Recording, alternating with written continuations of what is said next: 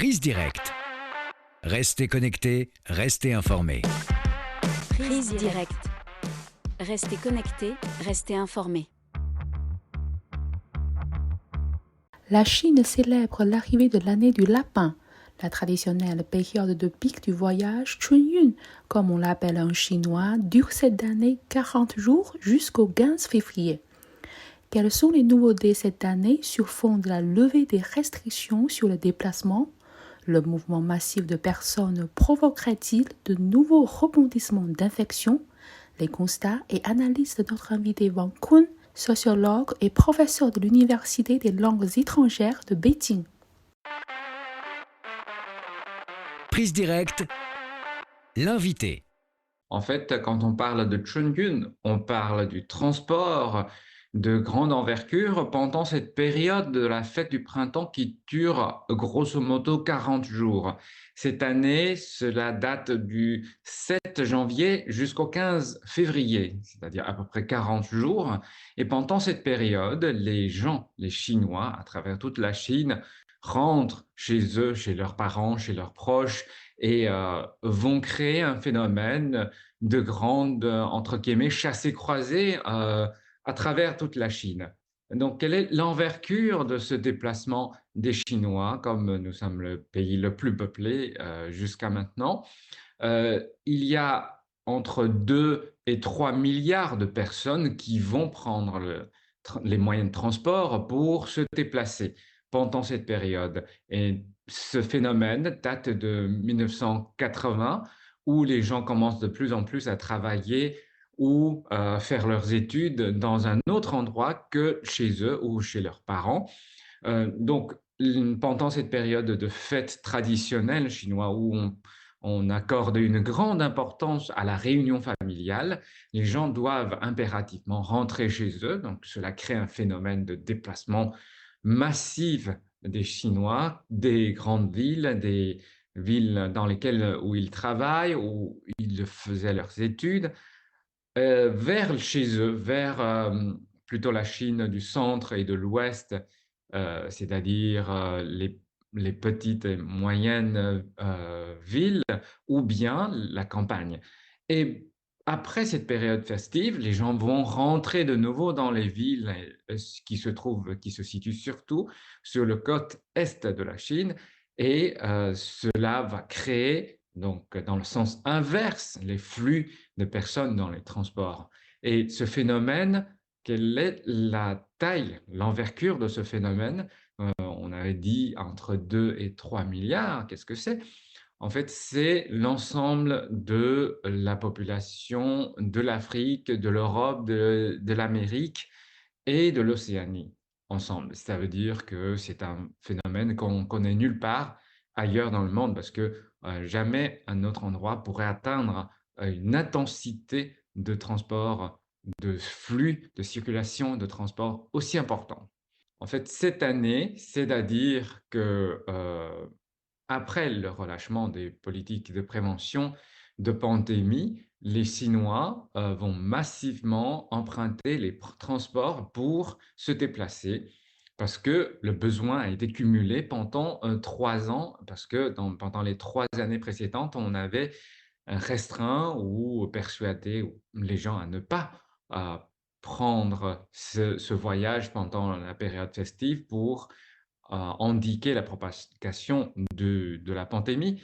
Et cette année, après le relâchement de la politique, beaucoup de gens ont éprouvé le besoin de se déplacer, et ce qui est tout à fait compréhensible et normal. Donc, on constate une augmentation considérable du nombre de voyages, et notamment le besoin de rentrer chez les parents et les proches pour passer la fête du printemps, qui s'accumule avec le besoin de voyager.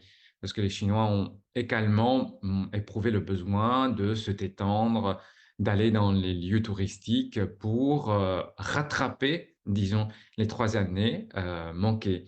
Donc, du coup, cette année, on attend encore les statistiques, mais je pense qu'on va encore battre le record. Déjà, nous avons enregistré pour les premières périodes de la fête une augmentation d'à peu près 100% du nombre de personnes. Et en conséquence, on a rajouté les trains. On a constaté que le nombre journalier de voitures sur les réseaux routiers à travers la Chine atteint 20 à 30 millions donc, chaque jour, hein, donc, sur les réseaux routiers. Et encore, vous avez les transports fluviaux, les avions, etc. Donc, cette année, absolument, nous allons encore battre le record. Bien sûr, nous partageons le souci de la pandémie qui n'a pas encore disparu.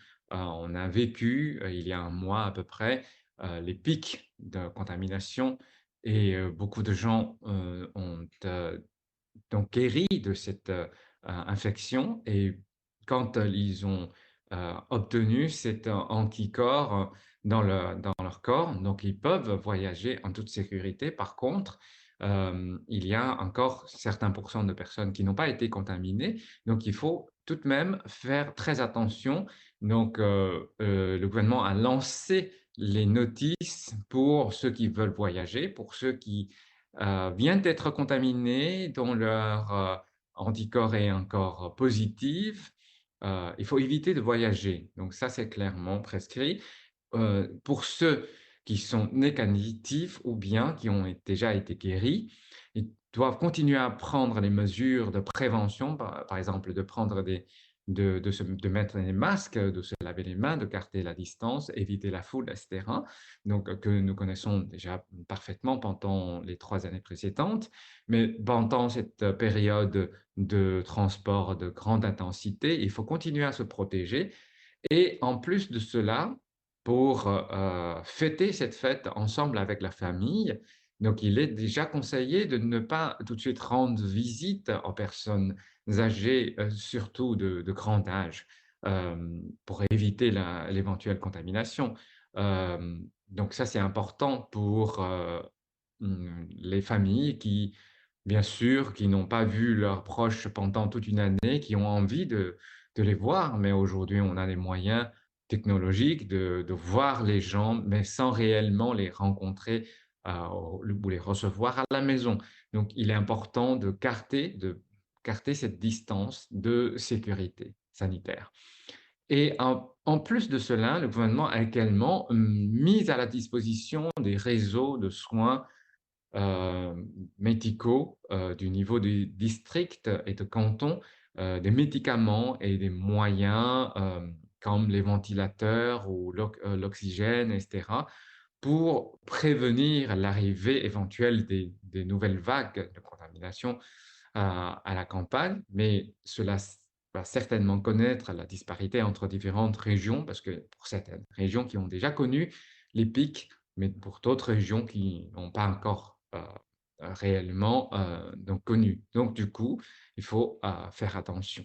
Effectivement, donc pour la période de transport de fête du printemps, on a des mémoires, c'est-à-dire que pendant une période où les chemins de fer n'ont pas été suffisamment développés, il était très difficile d'obtenir un billet de train.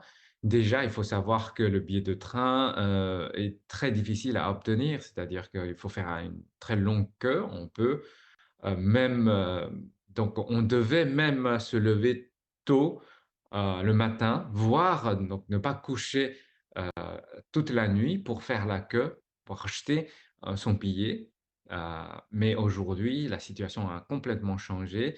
Pour la Chine, nous avons plusieurs réseaux ferroviaires disponibles. Il y a le train classique qui est le train vert, qui donne une impression de nostalgie des années précédentes, des décennies précédentes, qui devait rouler pendant des dizaines et vingtaines d'heures pour traverser la Chine et arriver chez soi. Et aujourd'hui, cette situation a complètement changé. Nous avons le réseau de CNR, ou bien on l'appelle le train de l'harmonie, et nous avons le réseau de TGV, qu'on appelle le train de Renaissance. Donc ces réseaux-là permettent aujourd'hui aux Chinois de pouvoir voyager à travers la Chine en moins d'une journée. Si je pars de Pékin et je voudrais arriver le soir à Guangzhou par le train, par le TGV, il est tout à fait réalisable. Le trajet prendrait entre 8 et 10 heures, grosso modo, mais cette distance de plus de 2000 kilomètres est parvenue dans une journée, ce qui est magnifique pour nous. Donc, en plus de ces moyens de train, nous avons également l'avion, les voitures et notamment les voitures particulières. Donc, pendant cette période de fête, si nous avons toujours crainte d'être contaminés dans le transport public, il y a de plus en plus de gens qui prennent le volant pour sortir par leur voiture particulière. Et il y a maintenant de plus en plus de voitures électriques aussi qu'on peut emprunter et c'est plus écologique. À part cela, nous avons également beaucoup de moyens de transport en commun au service, comme les autocars qui fait entre les villes importantes le trajet qui est relativement long pour les automobilistes. Donc, on peut emprunter ces voitures interprovinciales. Mais il y a également beaucoup de gens, et surtout des paysans ouvriers, qui travaillent dans les villes, qui cherchent les moyens les plus bon marché pour rentrer chez eux. Et comme la fête du printemps est une impératif, les moyens de transport peuvent être donc tous les moyens possibles. Ils peuvent même prendre des motos. Parfois, un motard peut prendre un passager derrière, donc il peut prendre une moto pour rentrer chez eux aussi. Donc tous les moyens sont bons et le besoin, la question ou l'impératif, c'est de pouvoir atteindre son domicile ou le domicile de ses parents ou de réussir à se réunir devant la table de dîner, la table de réveillon de la fête du printemps, le jour même du 30, donc le dernier jour de l'ancienne année pour passer cette réveillon et ensuite souhaiter la bonne année à tous, tous les membres de la famille, le premier jour du Nouvel An chinois. Donc, c'est une période qui nécessite une organisation parce que c'est un sacré boulot de pouvoir organiser le transport pour rentrer chez soi, malgré l'existence des réseaux. Quand même, c'est le pic de transport, c'est-à-dire il y a beaucoup de monde, donc il faut organiser le trajet, donc il faut organiser le jour d'arrivée et le jour de rentrée, etc.